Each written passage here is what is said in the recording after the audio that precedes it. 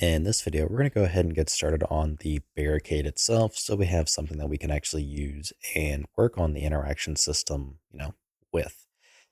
Now, initially, I had thought about doing the barricade as its own little barricade module. Then I decided to go with the, interactables module, which was kind of like it followed the inheritance approach of object-oriented programming, which ended up being a little bit more cumbersome because it started, well, basically that interactables was going to be utilized for barricades, wall weapons, perks, stuff like that. And it didn't, it ended up being a little bit, well, kind of like I mentioned, cumbersome, where you have some of the issues that you find with object oriented programming, where you end up with kind of everything in its parent and you need to carefully structure and make children, how you see, you know, basically, long story short, we're going to be doing this kind of individually. So we're going to be having a barricade module, a wall weapons module, so on and so forth. There's going to be some duplicate code between them, but it's going to be quite minimal, but it will at least be a good bit cleaner.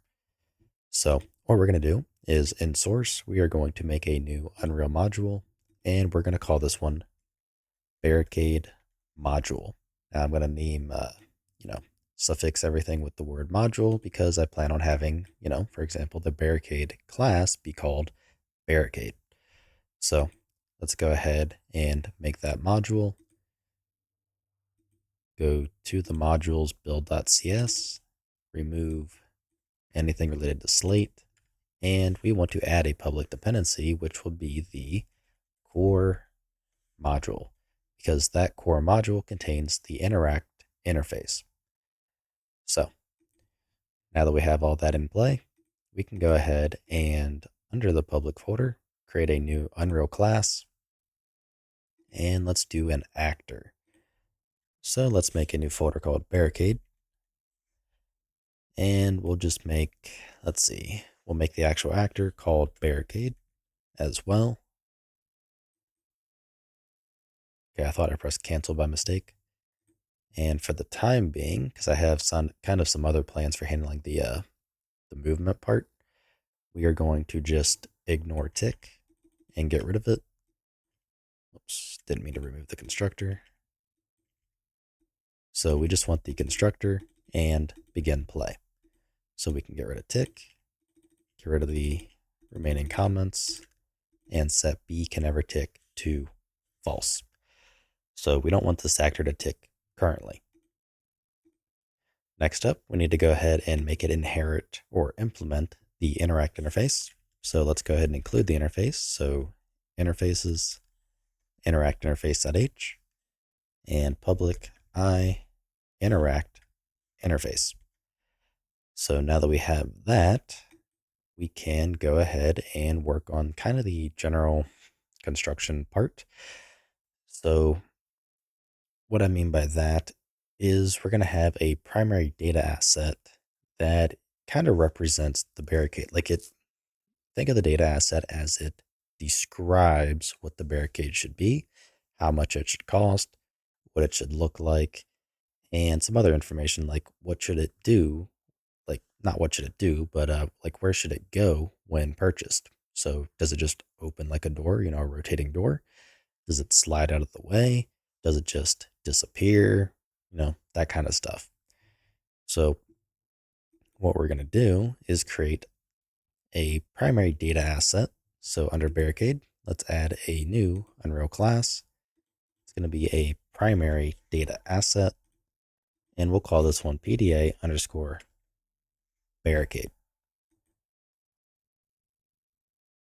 So let's let that get created. Make a public section, and we want to start with some obvious stuff. So what does the barricade look like?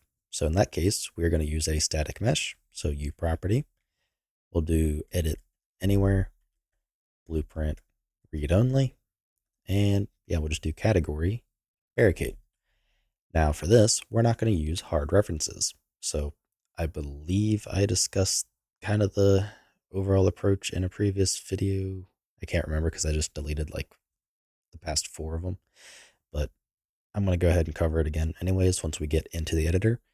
But for now, what we're going to do is have a T soft object pointer to a U static mesh. And that's going to be the mesh of the barricade. So once we have that, we need, let's see, what else do we need? We need a message, like the buy message, so to speak. So we're going to do F name. Let's do purchase. No, that's a bad name. Interaction message, and just set it to default interaction message. And then if we find we need another one, actually we won't need another one. We'll just need another one for wall weapons. So we have the interaction message, and let's set the cost. So int 32 cost. And by default, this will just be 100. So we have the mesh of the barricade. So in our case, like the door or the couch on the notch turn totem map, we have the interaction message. So, press and hold F to buy blank, and the cost. That is not how you spell cost. And we have the cost, which can be used in conjunction with the interaction message, as well as the actual cost that is applied when you purchase something. So now that we have all that, we can make a protected, hard to spell, section. We're going to have a U property, and it's going to be for the data asset. So edit anywhere, blueprint, read only, and same thing, category is going to be barricade. Now the only difference for this one is we are going to give it a meta, which is going to be for expose on spawn, and set that to true. Reason being, when we drag and drop the C++ actor into the world, we want to be able to edit the data asset in there.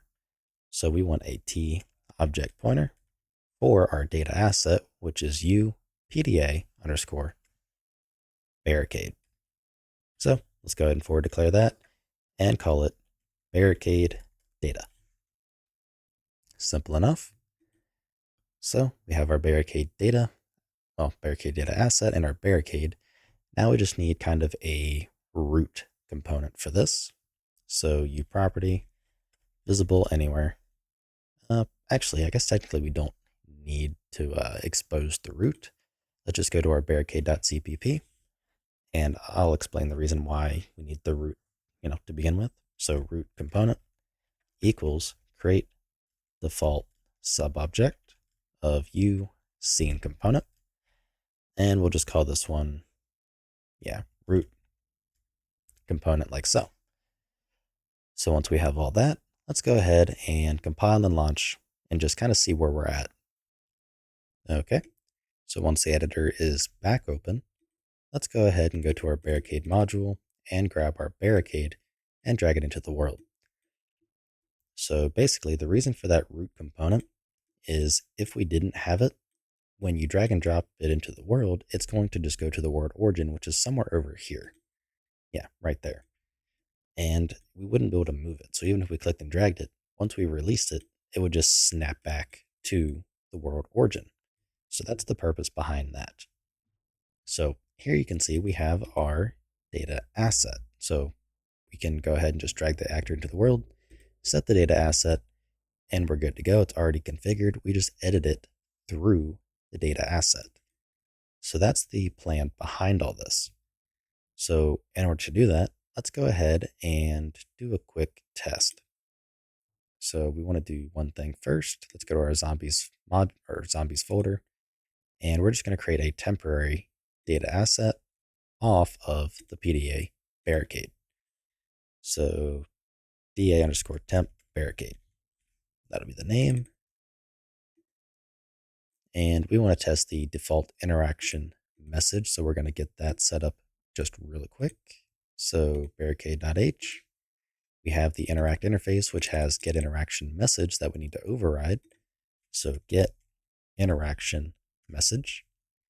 Let's override that so that it returns the barricade data interaction message, which in turn it needs to include barricade pda barricade.h.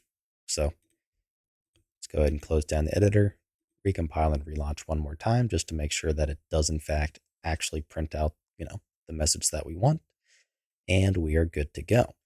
So once we confirm that, in the next video, we're going to go ahead and start working on the actual loading part. So what I mean by that is loading the static mesh that we create right here, the soft object pointer, from our disk into memory.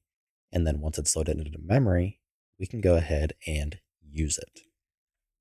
So let's go ahead and drag a barricade into the world and give it that temp barricade data asset. And let's add a cube. So we have, something we can collide with. I'll play as standalone. And there we go. We have the default interaction message being printed. And if I change this to blah, blah, blah, blah, blah, and do the same thing, as you can see, we now have the updated interaction message. So we're basically just defining the barricade through the data asset. So we know that that is good to go.